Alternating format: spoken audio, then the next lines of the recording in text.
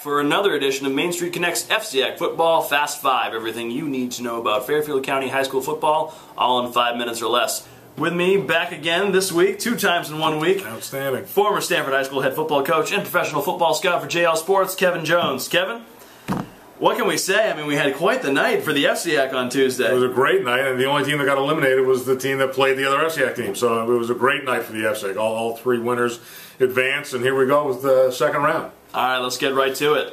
Question 1, John Heil was completely out of his mind on Tuesday night. Who? Exactly. Third string back comes in and sets a new Staples record, 366 yards, 4 touchdowns, averaged over 16 yards a carry. Holy cow! I mean, what a night! And it was pounding rain. How did this kid do this? And where does this performance rank in all-time great FCIAC performances? First of all, 366 is a ridiculous amount of yardage, and for him to have been on the bench for a good part of the season and not have seen a lot of time to come in and have this kind of performance.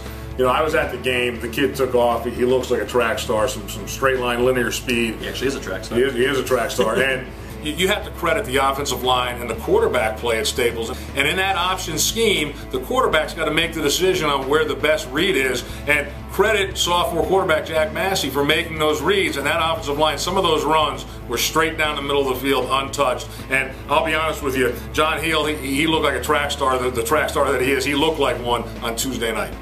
All right, 3 FCIAC teams remain in the state playoffs. Let's go over each of them: Norwalk, New Canaan, and Staples. Does Norwalk have a chance against top-ranked Xavier? And if they do, what are they going to have to do to beat the X-Men? You always have a chance. You play the game on the field, not on paper, so you always have a chance.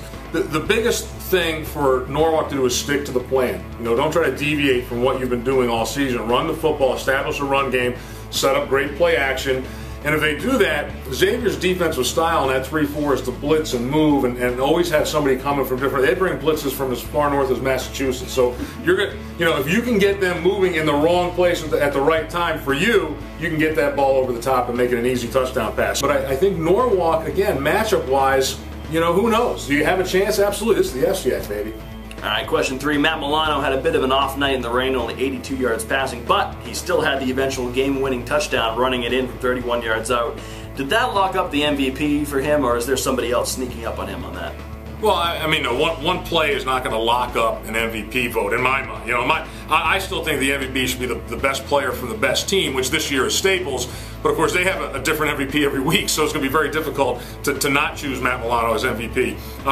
But it's the old saying: you want Montana or Marino. Marino's going to give you the stats. Montana's going to give you the big wins. And I think when you look at and you're judging Matt Milano's career at New Canaan, it's how many times did he come up with a big play in a clutch situation, and he did it again on Tuesday night, scoring the winning touchdown. So he's got a lot to prove yet. He wants to win a state championship, and he can make a statement about being an MVP on Saturday against Windsor. All right, question 4. Which team will have to stray the most, and which team will stray the least from their game plan on Saturday? Well, I'm a big believer in this too. Don't change anything. Don't stray from the plan. Don't deviate from the plan. It's a short week. You played on Tuesday. You got a game on Saturday.